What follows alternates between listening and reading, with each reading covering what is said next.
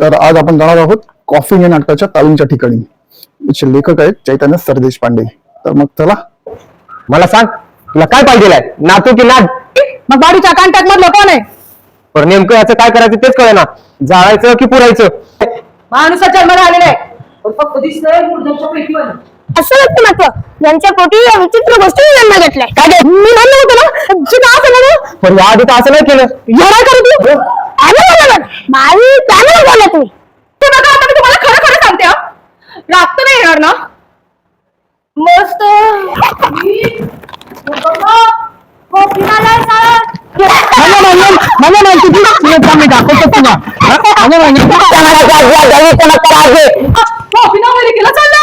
Secret पडेल मी.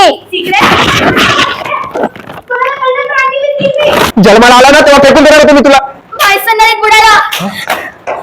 काय रे तुझ्या? काय लपवलंय आणि कोणाकोणाला लपवलंय? कोणाचे सिक्रेट्स आहेत? तुझ्या मम्माला खाल्लं ना तू? तुला माहिती होतं माहिती असं करणार आहे?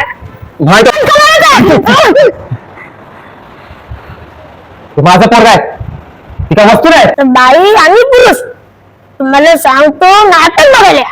तर मित्रांनो, मला माहिती आहे हा मुख्य कलाकार आहे, त्याच्यामुळे नाटकाबद्दल जास्त काही हा बोलणार नाहीये. आता आपल्या बरोबर आहेत कॉफी या नाटकाच्या दिग्दर्शिका ज्योत्स्ना कांबळे. तर असं नाटक मिळणार आहे बघायला. 25-30 कलाकारांची फौज आहे या नाटकामध्ये. तेव्हा एक मोठं ग्रँजर असं काही बघायचं असेल तर नक्की या नाटकाला भेट द्या.